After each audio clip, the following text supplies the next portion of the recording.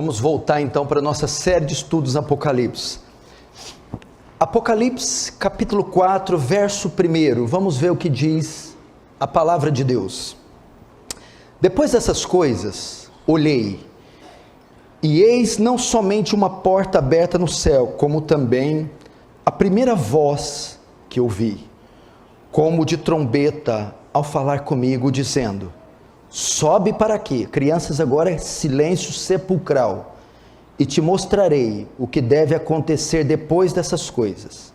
Imediatamente eu me achei em espírito, e eis armado no céu um trono, e no trono alguém sentado. E esse que se achava sentado é semelhante no aspecto à pedra de jaspe e de sardônio, e ao redor do trono há um arco-íris semelhante no aspecto à esmeralda. Ao redor do trono há também 24 tronos, e assentado neles 24 anciãos, vestidos de branco, em cujas cabeças estão coroas de ouro. Do trono saem relâmpagos, vozes e trovões, e diante do trono ardem 7 tochas de fogo, que são os 7 Espíritos de Deus. Adiante do trono um como que mar de vidro, semelhante ao cristal, e também no meio do trono e à volta do trono 4 seres viventes, cheios de olhos por diante, por detrás. O primeiro ser vivente é semelhante ao leão, o segundo semelhante a novilho, o terceiro tem rosto como de homem, e o quarto ser vivente é semelhante à águia quando está voando. Os quatro seres viventes, tendo cada um deles, respectivamente, 6 asas, estão cheios de olhos ao redor e por dentro. Não tem descanso nem de dia, nem de noite, proclamando: Santo, Santo, Santo é o Senhor Deus, o Todo-Poderoso, aquele que era, que é e que há de vir. Quando esses seres viventes derem glória, honra e ações de graça ao que se encontra sentado no trono, ao que vive pelos séculos dos séculos, os 24 anciãos prostrar-se-ão diante daquele que se encontra sentado no trono, adorarão o que vive pelos séculos dos séculos, e depositarão suas coroas diante do trono, proclamando: Tu és digno, Senhor, e Deus nosso, de receber a glória, a honra e o poder, porque todas as coisas Tu criastes, sim, por causa da Tua vontade vieram a existir e foram criadas. Deixa aberto aí, não fecha, fecha apenas os olhos para esse estupendo texto.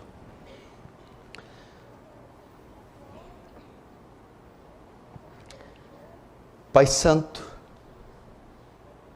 a Ti a honra, a glória, o louvor e o domínio. Tu és Deus, Senhor, está sentado no alto e sublime trono, de modo que a terra é estrado dos seus pés. Nós estamos muito aquém, Senhor, da profundidade do que está revelado neste texto, da sua essência. Somos apenas criaturas redimidas. Tenha misericórdia e compaixão, ilumina esse texto, de modo que tenhamos compreensão da grandeza do que aqui está registrado. Que a graça do Senhor se espalhe, invada esse local, que o Teu reino avance, que o Senhor receba glória para si, e nos conforme a imagem do Seu Filho, em nome de Jesus. Amém. Irmãos, nós estamos assistindo esse culto pela o canal Paulo Júnior Oficial, porque vocês sabem que quem está assistindo, o canal Defesa do Evangelho foi hackeado, estamos trabalhando para reavê-lo. Então aquele que está me vendo por enquanto vai ter que assistir por aqui, e então aproveite e se inscreva nesse canal que você está vendo, Paulo Júnior Oficial, que ele vai ser a nossa saída por enquanto, até reavermos o nosso canal Defesa do Evangelho. Deixa eu ver aqui, só vou tentar, que isso aqui é o meu retorno visual. Isso. Irmãos, preste atenção.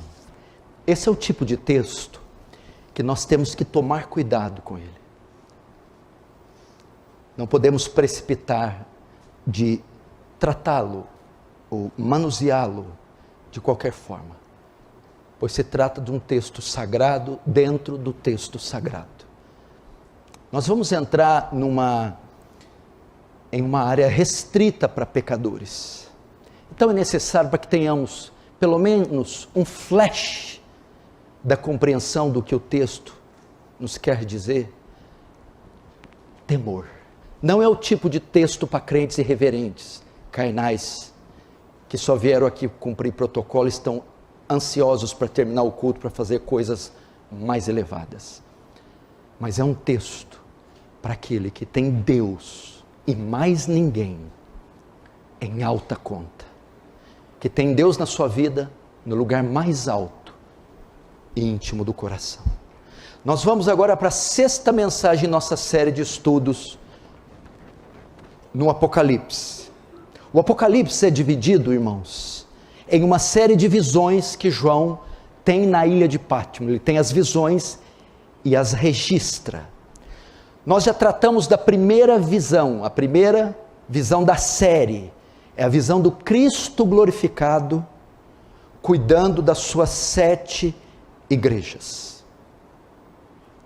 Então, nas mensagens anteriores, depois de identificar os pontos fortes e fracos das 7 igrejas, que representam toda a igreja de Cristo ao longo das eras, agora nós vamos para a segunda visão de João.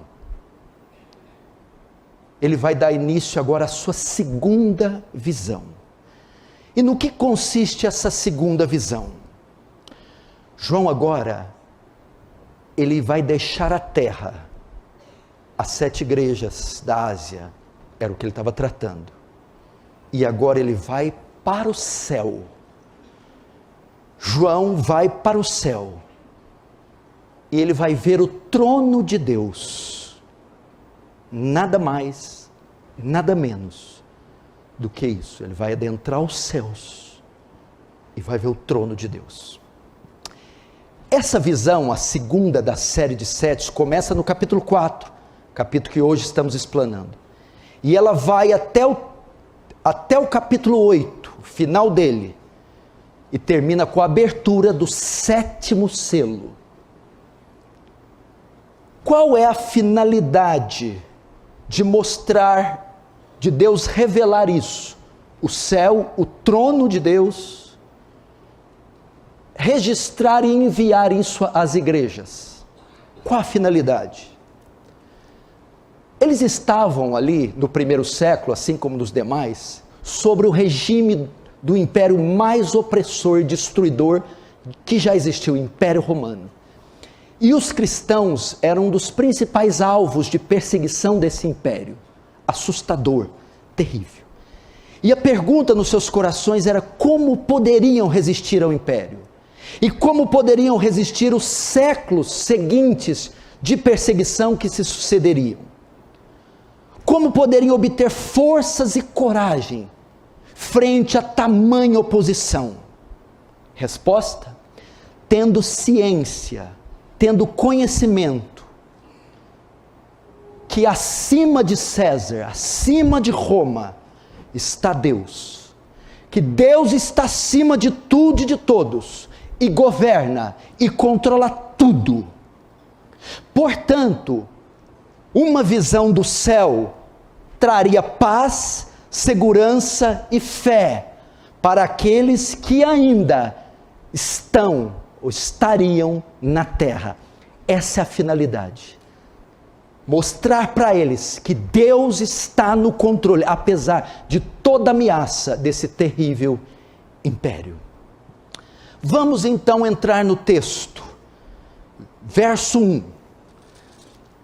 Depois destas coisas, Apocalipse 4, 1. Olhei e eis não somente uma porta aberta no céu, como também a primeira voz que ouvi, como voz de trombeta a falar comigo, dizendo: sobe para cá, até aí. João começa dizendo: depois destas coisas. Que coisas? A primeira visão que ele teve do Cristo glorificado, ele foi tomado de êxtase, o termo que é usado em espírito. E João então é tomado ali de um transe, e vai ser, de forma espiritual, ter uma visão de Cristo. E ele volta e parece que sai daquele momento de êxtase, recobra os seus sentidos naturais e agora vai tratar da igreja, as 7 igrejas. No entanto, novamente, esse êxtase o toma em visões. E ele então vai, agora ele é tomado em visões, e ele vai ver o céu. E ele vê uma porta aberta no céu. Ele vê uma porta no céu e ela está aberta. E de repente, ele está diante da porta. E ele ouve uma voz falar com ele. E era uma voz de trombeta. E ele reconhece que é a mesma voz que falou com ele no capítulo 1. Quando ele tem a visão dos 7 candeeiros. E atrás de mim, diz o capítulo 1, verso 11, ouvi uma voz como voz de trovão e trombeta. Essa é a voz de Cristo que falou com ele na primeira visão. Quando ele é levado para o céu, vê uma porta, a porta está aberta, ele para diante da porta, ele ouve novamente essa voz. Trombetas no Antigo Testamento, quando eram tocadas, elas anunciavam que uma mensagem viria. É o anúncio de um édito, de uma proclamação, de uma mensagem. Quando ele ouve essa voz, então, segue-se que após ela, uma palavra de ordem é enviada.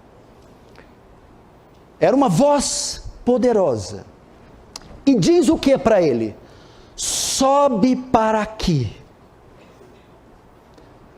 O Senhor Jesus, quando João para diante da porta, diz para ele: entra por essa porta, sobe e passa por essa porta. Sabe o que o Senhor está fazendo? Convidando João para entrar no céu. Para entrar no céu. Deus também chamou Moisés uma vez e disse a Moisés em Êxodo: sobe aqui, Moisés.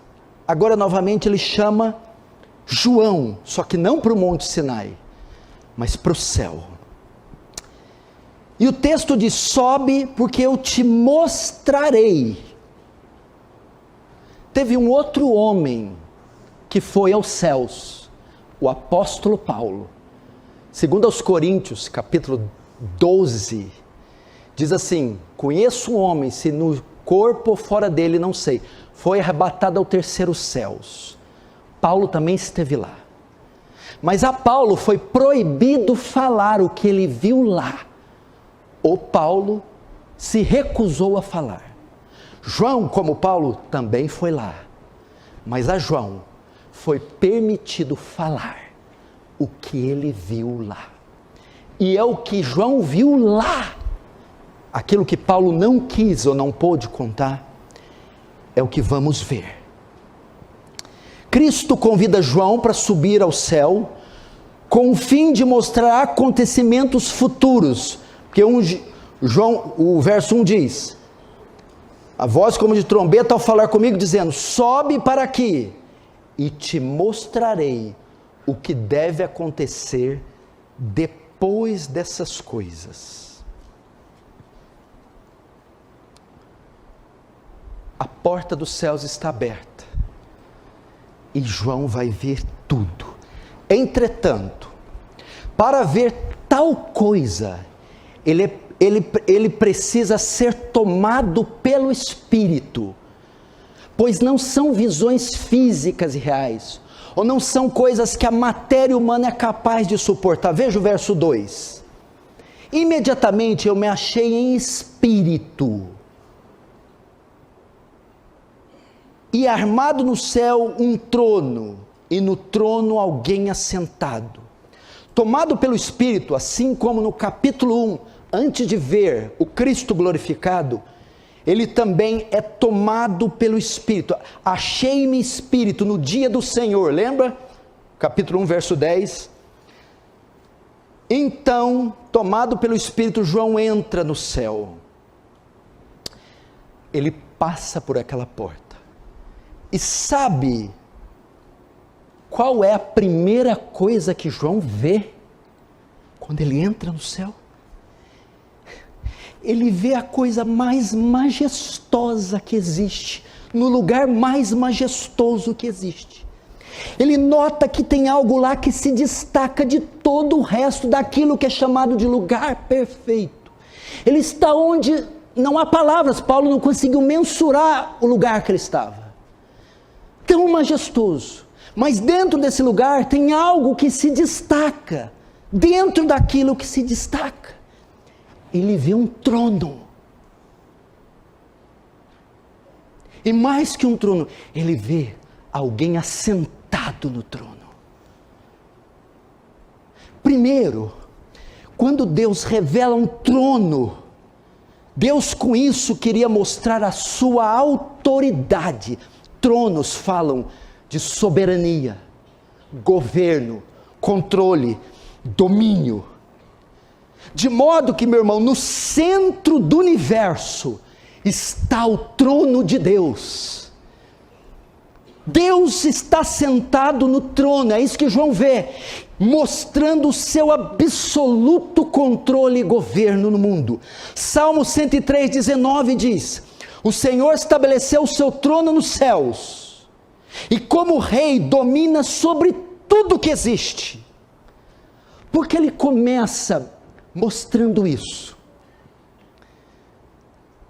O público da época sabia que havia um grande trono na terra, um trono terrível, um trono temido, era o temido trono de César. Com essa visão, Deus quer mostrar a João que existe um trono que sobrepuja em muito, em poder, autoridade, tamanho, o de César, o de Nabucodonosor, de Alexandre o Grande, o de Ciro da Pérsia e de todos os outros tronos que já tiveram sobre a face da terra. Está mostrando que acima do trono de César está o de Deus. É a visão que Isaías tem, que ele quer dar a João e os seus leitores. É para mostrar que é a visão que Deus dá para Isaías, para mostrar que os outros tronos, comparados ao de Deus, são tronos feitos de lego. Isaías 6:1, no ano da morte do rei Uzias, eu vi o Senhor assentado sobre um alto e sublime trono. Como que nós podemos ver a grandeza do trono que Isaías viu? Porque as abas das suas vestes enchiam todo o templo onde aquele trono estava posto.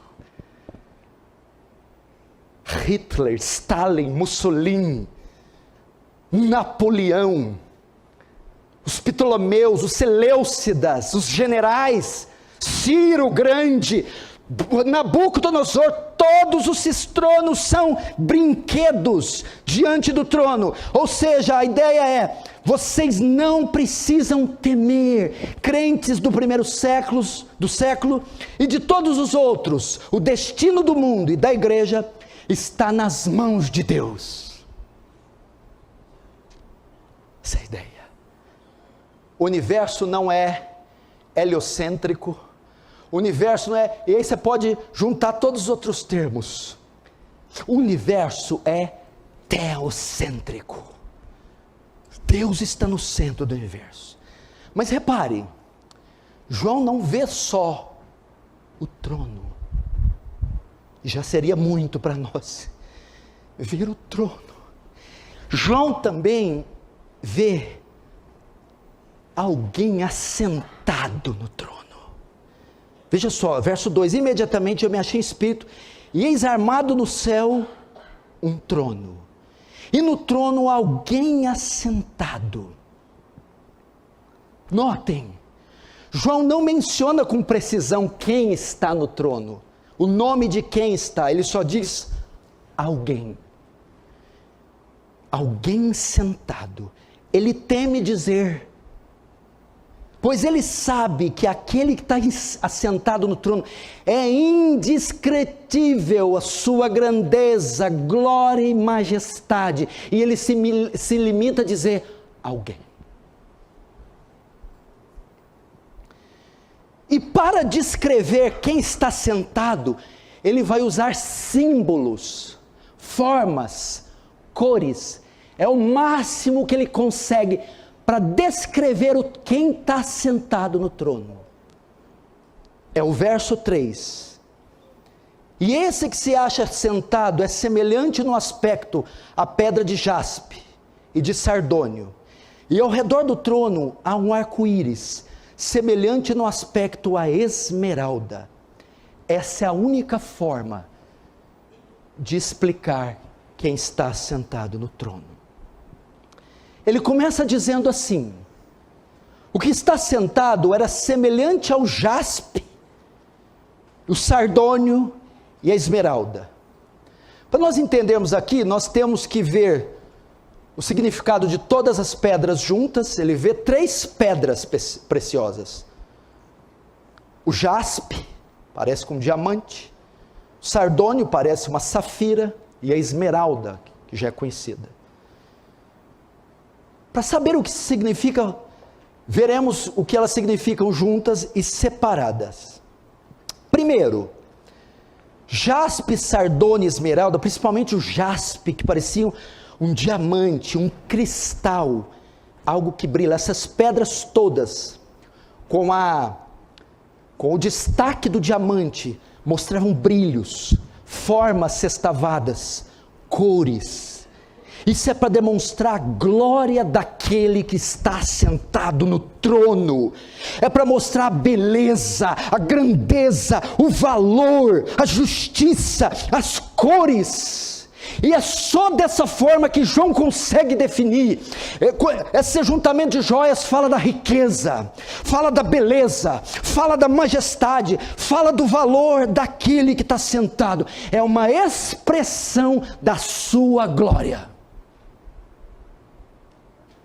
Não há como definir sua forma, suas cores, seu aspecto. Tudo que se pode dizer, ele é rico, majestoso, formoso, ele brilha, ele é incrível, maravilhoso.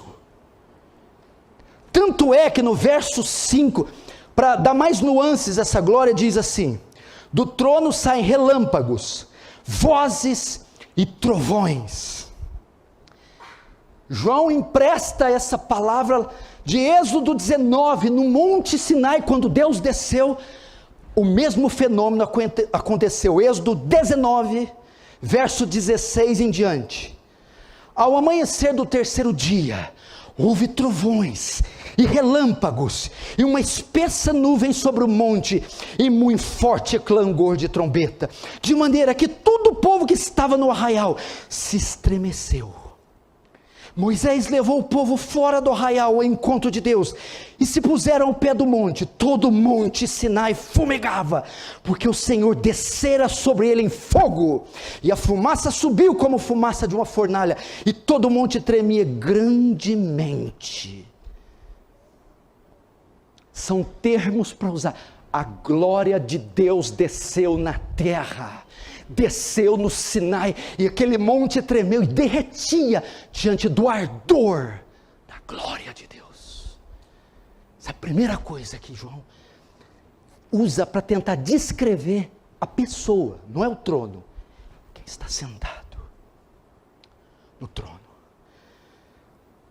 Mas essas pedras também se interpretam separadamente. Elas não estão ali por acaso. O jaspe, a sardônia, a esmeralda foram colocados ali por um propósito. O verso 3 novamente: e o que se achava sentado é semelhante. Só vou um parênteses para esse semelhante. Você vai notar que quando João vai descrever o céu, o trono e Deus, ele sempre usa a palavra semelhante, semelhante. significa que não há uma definição estática específica. Semelhante ao diamante, mas é maior. Semelhante à esmeralda, mas é maior. Semelhante. Não dá para definir de forma estática alguém como Deus. É impossível. Semelhante. Então ele vê semelhante ao jaspe, ao sardônio e à esmeralda. Jaspe. Jaspe é uma pedra branca, parecida com um cristal, era transparente. Isso aponta para a santidade de Deus. Tanto é que em Apocalipse 20 ele vê um trono e vê um trono branco, falando da pureza, magnificência, impecabilidade, perfeição de Deus, a sua santidade. Depois ele vê a pedra de sardônio, era uma pedra escarlate, vermelha. Ela expressa os juízos divinos. Seu caráter santo não pode tolerar pecado. E os pecados então devem ser punidos. Isso na forma da pedra de sardônio. Entretanto, João nota que também ao redor desse trono há um arco-íris. Meu irmão, veja que coisa magnífica. O verso 4. E ao redor do trono, verso 4 não, 3. A última parte. Ao redor do trono há um arco-íris, semelhante no aspecto a uma esmeralda. Ele vê um arco-íris. Um arco ao lado do trono. Essa imagem, João tinha familiaridade com ela, reporta para os dias de Noé, para após o dilúvio. Lembra que após o dilúvio, Deus, ele cria um arco, que era símbolo da aliança que ele fez com Noé, dizendo: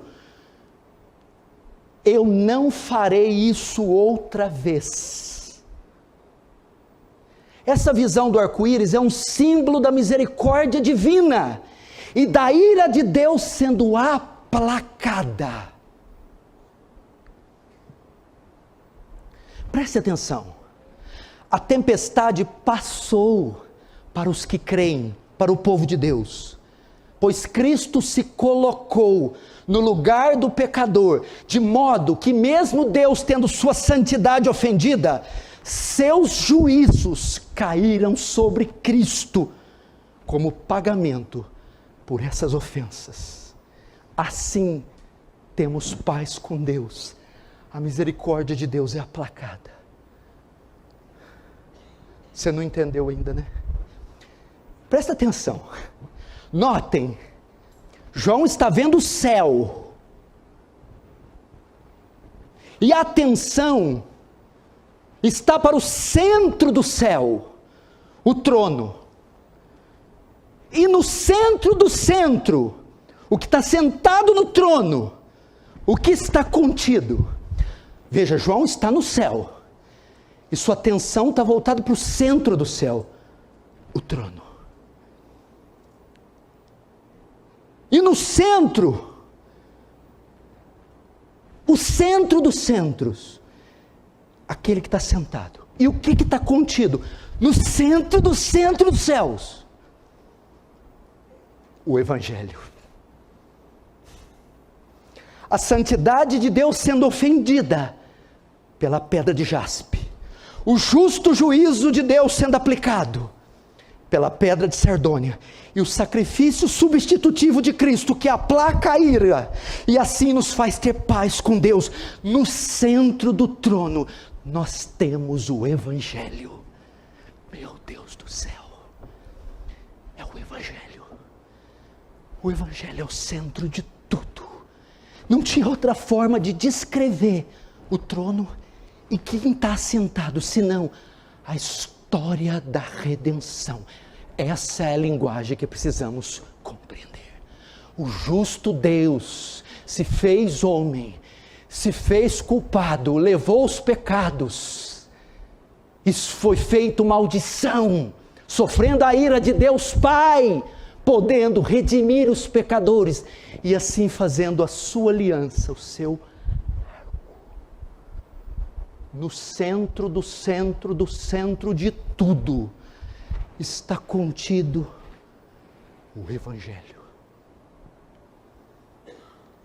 Dr. Martyn Lloyd-Jones diz que o centro do Evangelho não é nem Cristo, é Deus, porque Deus amou o mundo de tal maneira.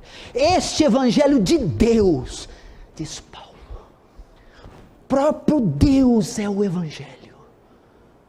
Essa é a linguagem que nós podemos compreender, e é tudo o que precisamos saber. Agora presta atenção, João tira a atenção do trono. Eu imagino essa altura como é que estava João. Você sabe que eu sou meio bobo, né? Eu sou uma pessoa meio ingênua. Quando eu estava lendo isso aqui, preparando, eu falei, quem dera o Senhor me concedesse uma fração de milésimo do que esse homem viu. Agora, João tira a atenção do trono e de quem está sentado nele, e volta os seus olhos para aquilo que está ao redor do trono. O trono não está só, ele vê algo ao redor do trono. Verso 4, ao redor do trono há também 24 tronos, e assentado neles 24 anciãos vestidos de branco, em cujas cabeças estão coroas de ouro.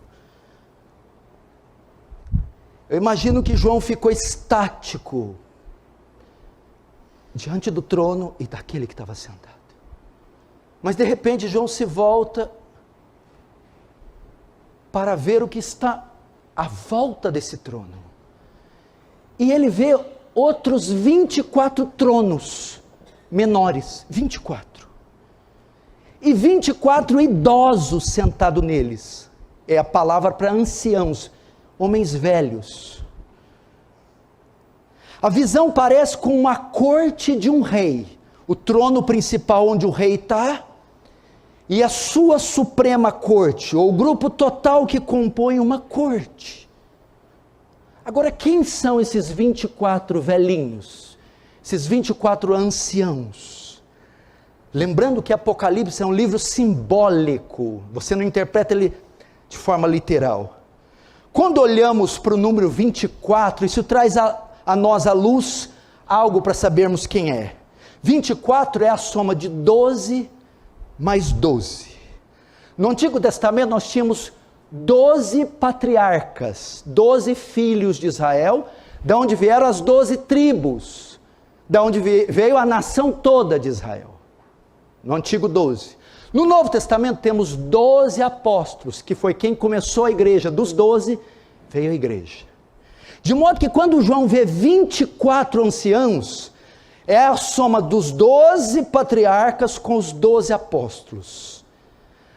A igreja do Antigo Testamento, Israel, e a igreja do Novo Testamento. João vê toda a igreja, a totalidade dos salvos juntos nos céus, diante do trono. Todos os salvos do Antigo, juntos com todos os salvos do Novo, estão diante desse trono. O que João vê. Agora, veja, duas coisas têm que chamar atenção nesses anciãos. Primeiro, como eles estão, e segundo, onde eles estão. Como eles estão? O texto diz que eles estão vestidos com vestes brancas e com coroas na sua cabeça. As vestes brancas, duas coisas: pureza. Passaram pela lavagem do sangue de Cristo. Ou também fala do quê? As vestes e a coroa. São coroas, uma vez que já tem o rei, são príncipes. Primeiro, como estão é uma posição de honra. Eles estarão com coroas em sua cabeça, com vestes reais, posição de honra. Onde estão? A Bíblia diz que estão assentados em tronos. Fala de autoridade. Eles estão vestidos com coroas na cabeça e assentado em tronos. O que significa isso? A igreja governará com Cristo. Todo rei precisa de uma corte. Ele não governa sozinho. Nós seremos a corte do Senhor. Ele honrará a igreja dele e dará autoridade para a igreja dele governar junto com ele. Irmãos, isso aqui é para você aprender algo. A igreja de Cristo não é qualquer instituição.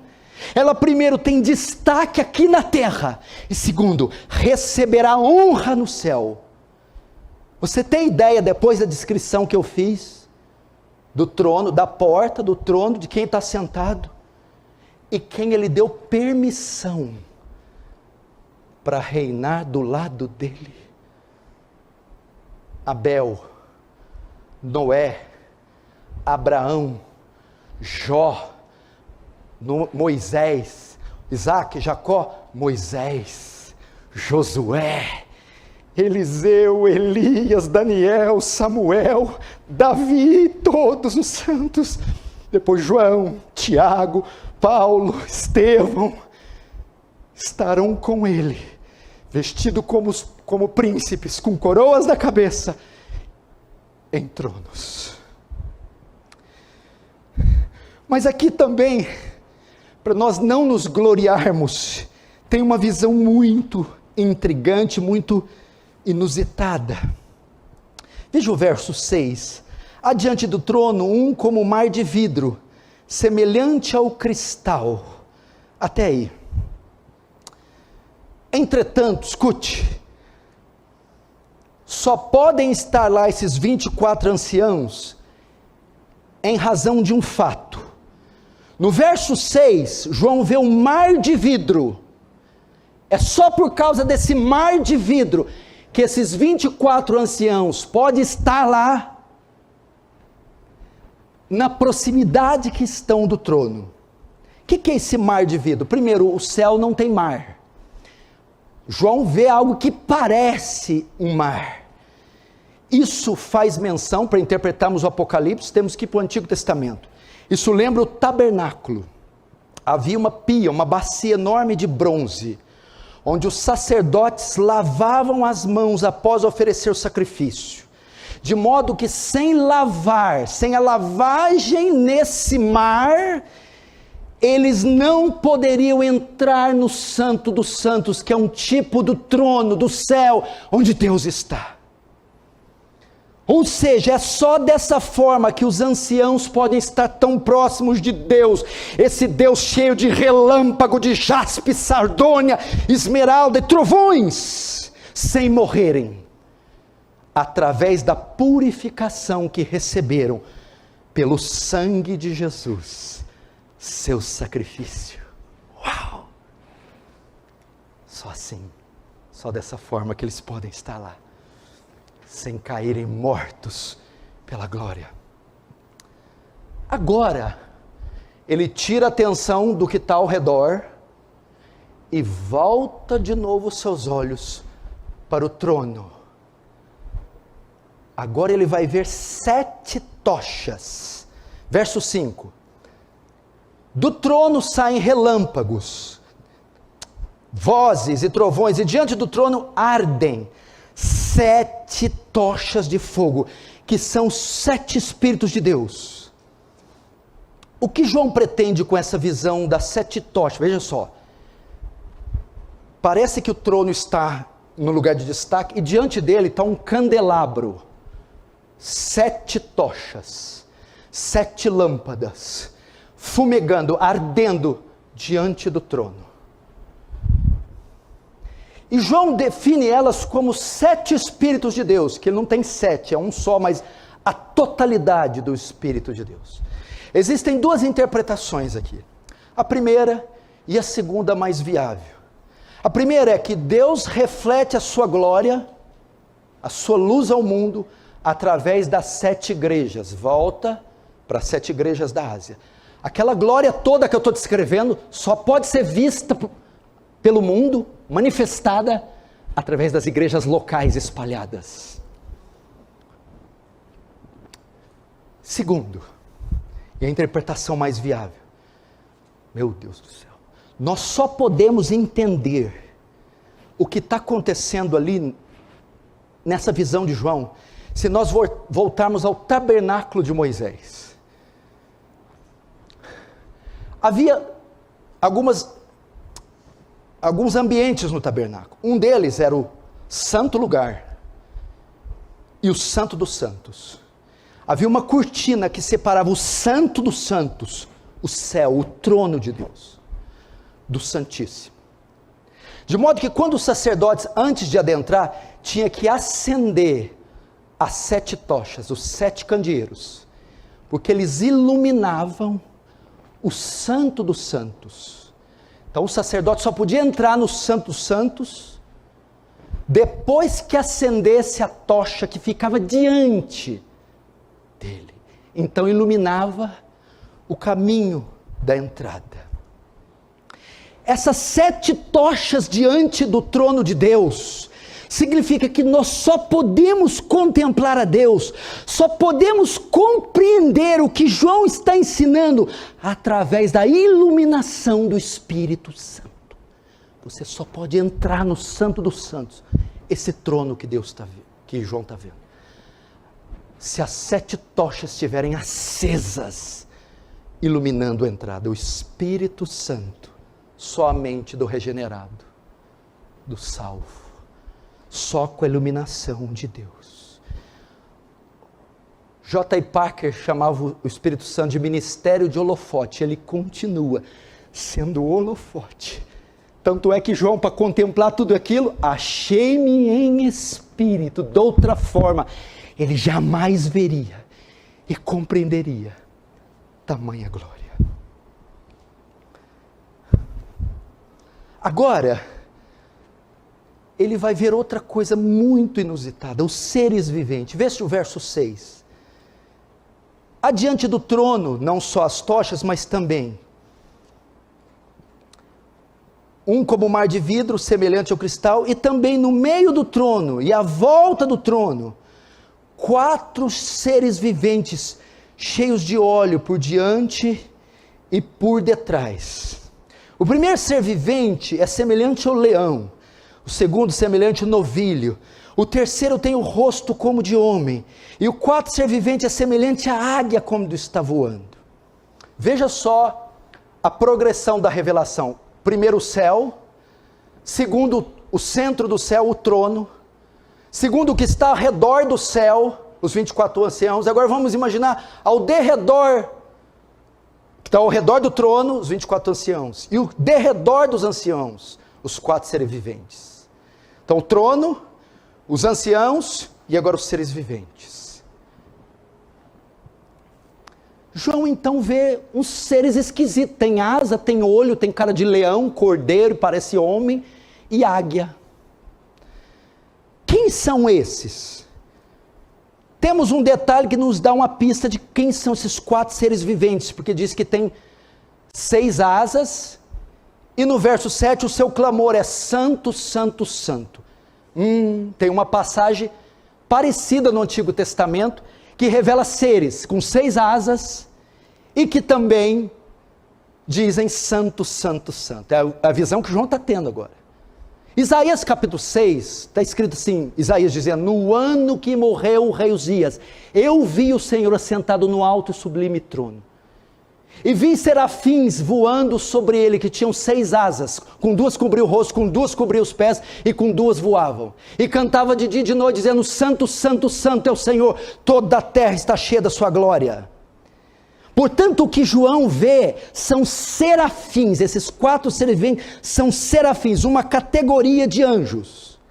Entretanto, ela é um pouco diferente dos anjos convencionais e dos de Isaías, João vê anjos com traços de animais, que é o verso 7 aí, semelhante ao leão, novilho, rosto de homem e uma águia voando. O que isso significa? Eles representam a criação. Aquelas formas são criaturas terrenas representadas no céu. Leão são animais selvagens, novilho, animais domésticos, águia são as aves, e o rosto de homens são o quê? 3 animais, e o com rosto de homem, a criação humana. Deus quer com isso mostrar, mesmo no céu, o valor que a criação tem, e que tanto tem que ela não será extinta. Apocalipse 21, João diz, eis que vi novos céus e nova terra. João não vê só novos céus, vamos todo mundo pro céu. João vê também nova terra. Essa criação vai ser renovada, ela não está fora dos planos de Deus. E Deus tem um plano para redimi-la. Romanos 8, 19, 21 diz, a ardente expectativa da criação aguarda a revelação dos filhos de Deus, na esperança que a própria criação, que é isso? Árvores, animais, céu, lua, estrelas, o cosmos, será redimido do cativeiro da corrupção para a liberdade da glória dos filhos de Deus. João então vê no futuro a criação, este mundo redimido nos céus. Você está entendendo? Primeiro ele vê a igreja ao redor, e ao redor da igreja a criação próxima àquele trono.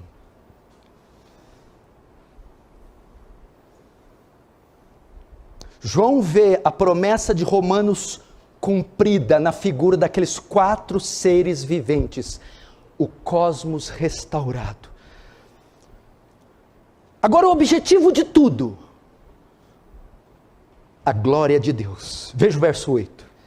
E os 4 seres viventes, tendo cada um deles, respectivamente, 6 asas, estão cheios de olhos ao redor e por dentro, não tem descanso, nem de dia, nem de noite, proclamando, santo, santo, santo é o Senhor Deus, o Todo-Poderoso, aquele que era, que é e que há de vir.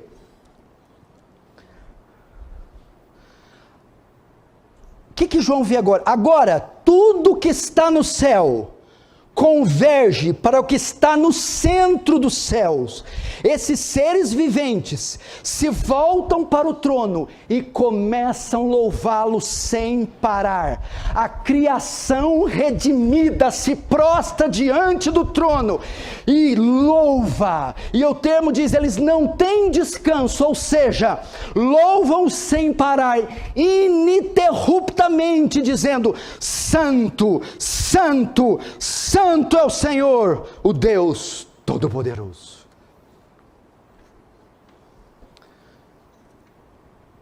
Aí, ao perceber que os 4 seres viventes começam a louvar, agora os 24 anciãos se unem aos 4 seres nessa adoração. Veja o verso 9.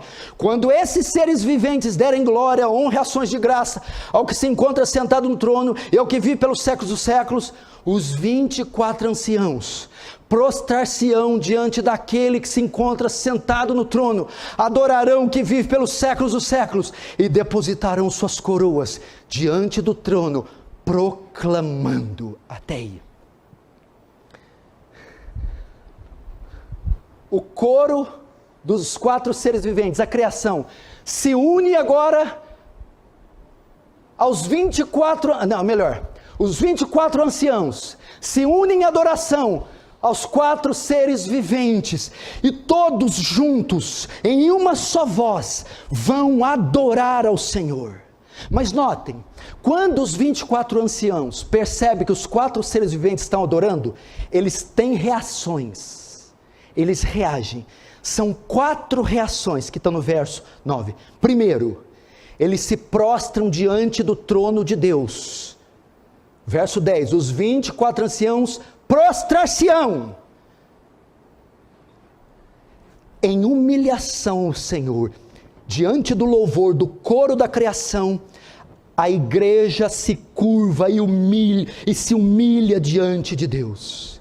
Segunda reação, eles depositam suas coroas diante do trono. A última parte, depositarão suas coroas diante do trono, honra e submissão à autoridade do rei. Eles se ajoelham e tiram as suas coroas em honra àquele que está sentado no trono. E terceiro, a adoração, e adorarão que vive pelos séculos do século, todas as formas de adoração. Então, a cena se abre para quase que o último ato, é o último, depois tem o último de último, e é o louvor, porque eles depositam as suas coroas diante do trono e proclamam. A quarta reação, os 24 anciãos agora vão encher seus pulmões e louvar a Deus. Verso 11, Tu és digno, Senhor e Deus nosso, de receber a glória, a honra e o poder, porque todas as coisas Tu criaste, sim, por causa da Tua vontade vieram a existir. Os 4 seres viventes a plenos pulmões louvam e declaram a glória de Deus. Agora, qual é o teor desse cântico? Pelo que os 4 seres viventes, os 24 anciãos o louvam? Primeiro, por quem Deus é, os seus atributos. No verso 10, você vê lá, deixa eu ver se é o verso 10 mesmo. Não, é o verso 9.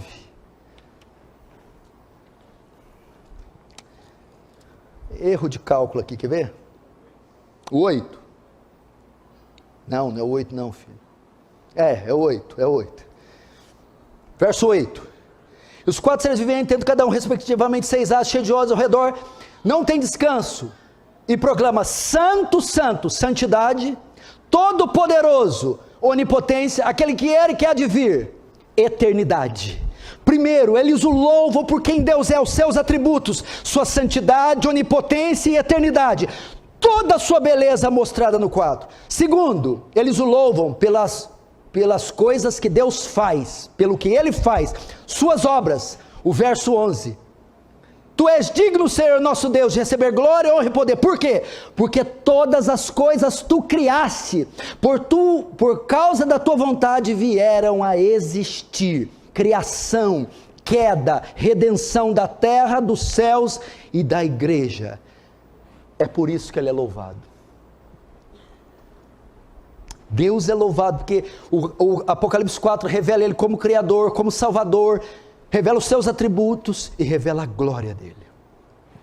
Agora, irmãos, o grande finale.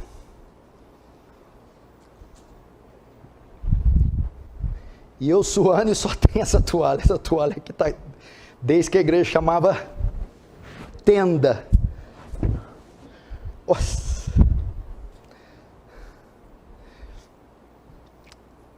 O grande finale. Escute, presta atenção. Lembra que na introdução eu disse que o propósito de mostrar o trono era consolar os irmãos por causa dos impérios? Lembrou? Ok. Veja que os verbos no verso 9 estão todos conjugados no futuro. Prostrar-se-ão, adorarão e depositarão. O que isso significa? Que João está descrevendo coisas que ainda não aconteceram, mas que Deus está antecipando a ele. Isso é uma antecipação do final de tudo. E o que tem? A cena então se fecha com os céus e a terra adorando Deus, a criação redimida, os 4 seres viventes, junto da igreja redimida, os 24 anciãos, todos estão prostrados diante do trono de Deus, em um coro que jamais se ouviu, adorando e entoando louvores, para todo sempre, ao Deus Todo-Poderoso.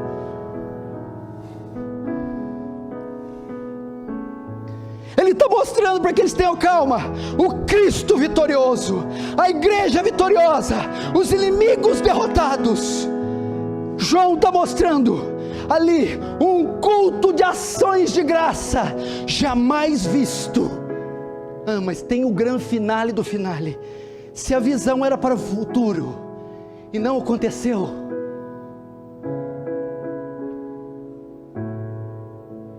João vê você lá, os 24 anciãos, totalidade dos crentes do antigo e dos novos. João vê você lá, ainda não aconteceu, portanto o que ele está vendo é eu e você, fazendo parte daquele coro. Meu Deus do céu, isso aqui é uma antecipação do fim, e Deus dizendo para eles, calma, no final todos serão derrotados, e a terra será livre da corrupção, vocês virão com ela redimidos, e todos juntos diante do meu trono, em um coro, em um culto, jamais visto.